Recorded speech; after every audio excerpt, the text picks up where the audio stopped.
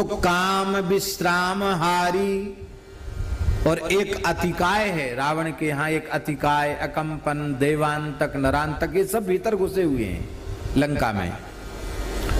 ये लोभ क्या है? अतिकाय कौन है? लोभ, अतिकाय। लोभ की भी कोई सीमा नहीं, सीमा है? अतिकाय। कभी पेट भरते नहीं लोभ का। लोभ अतिकाय मत्सर महोदर दुष्ट। महोदर नाम का राक्षस जो है ना, वो मात्सर्य है, ये बड़ा दुष्ट है। दूसरे के उत्कर्ष को देख के भीतर भीतर जलने लग जाना, ये है मात्सर्य। क्रोध पापिष्ठ विबुधांतकारी, महापापी क्रोध वही देवांतक नाम का राक्षस है, देवताओं को। माने ये क्रोध सारे सात्विक भावों को तत्काल भस्म कर देता है। महाभारत में एक अध्याय में क्रोध रहित होने की बड़ी महिमा का वर्णन है। दैत्य गुरु शुक्राचार्य अपनी बेटी देवयानी से कह रहे हैं, एक व्यक्ति 1000 वर्ष तक कठोर तप करता है, तप्त कृच्छ चांद्रायण आदि व्रत 1000 वर्ष तक करता है, 1000 वर्ष तक अखंड अग्निहोत्र करता है,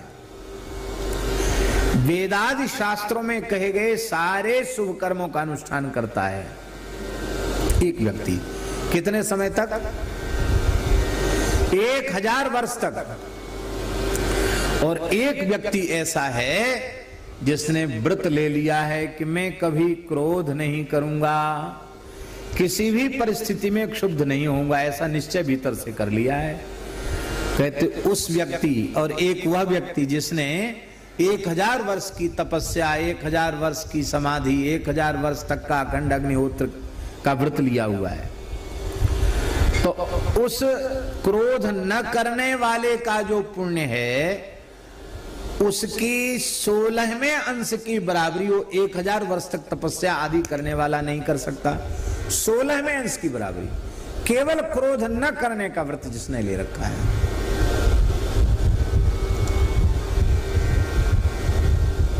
हमारे पूज्य गुरुदेव भक्तमाली जी कहते थे, पंडित जी, सुकृत रूपी संपत्ति को अर्जित करने में साधक को कई जन्म लग जाते हैं और उसको गंवाने में एक क्षण भी नहीं लगता। गंवाया कैसे जाता है? कहते गुरुजनों को उत्तर दिया नहीं, उनके किसी बात से क्रोध किया नहीं, उनकी अवज्ञा बनी नहीं, कि एक जन्म के नहीं कई जन्मों के सुकृत नष्ट हो जाते हैं। तो जिसकी प्राप्ति में, जिसके निर्माण में कई जन्म लग गए, उसके विनाश में एक क्षण भी नहीं लगा।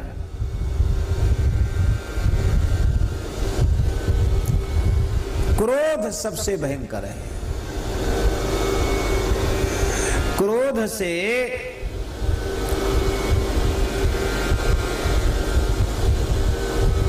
जिसके ऊपर क्रोध किया जाता उसको तो कभी लाभ मिलता ही नहीं।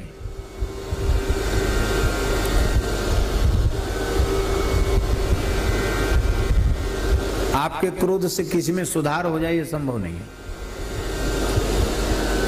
वो सुधरना चाहेगा तो ही सुधरेगा, आपके क्रोध करने से थोड़ी सुधरेगा। और फिर क्या आपने सबको सुधारने का ठेका ले रखा है? अच्छी बात कह दो, उसको कोई मान ले, स्वीकार कर ले, सुधर जाए तो अच्छी बात है, नहीं सुधरे तो जैसे उसका प्रारब्ध जैसे चाहे वो करे।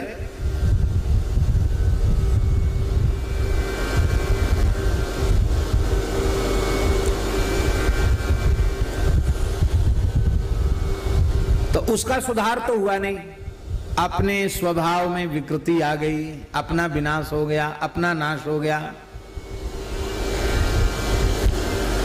तो दूसरे को लाभ मिला नहीं, हानि हमारी हो गई। ऐसी चीज करना क्यों? विवेक के द्वारा ही क्रोध का शमन किया जा सकता है। और विवेक सत्संग से होता है। ये विबुधांत, विबुध माने देवता, माने सत प्रवृत्ति। सारी सत प्रवृत्तियों के पुण्य को जलाकर भस्म कर देने वाला देवांतक नाम का राक्षस ये क्रोध है, ये भीतर घुसा हुआ है। द्वेष दुर्मुख, दुर्मुख नाम का राक्षस भीतर कौन है? वो द्वेष है। दंभ खर, खर नाम का जो राक्षस है वो दंभ है। अकंपन कपट, अकंपन नाम का राक्षस जो है वो कपट है। कल सबकी चर्चा हो चुकी है। दर्प मनुजाद, मनुष्य को कच्चा चबा जाने वाला एक राक्षस है मनुजाद। वो क्या है? दर्प है। और मद नाम का राक्षस शूलपाणी, ये शूलपाणी नाम का राक्षस भी लंका में।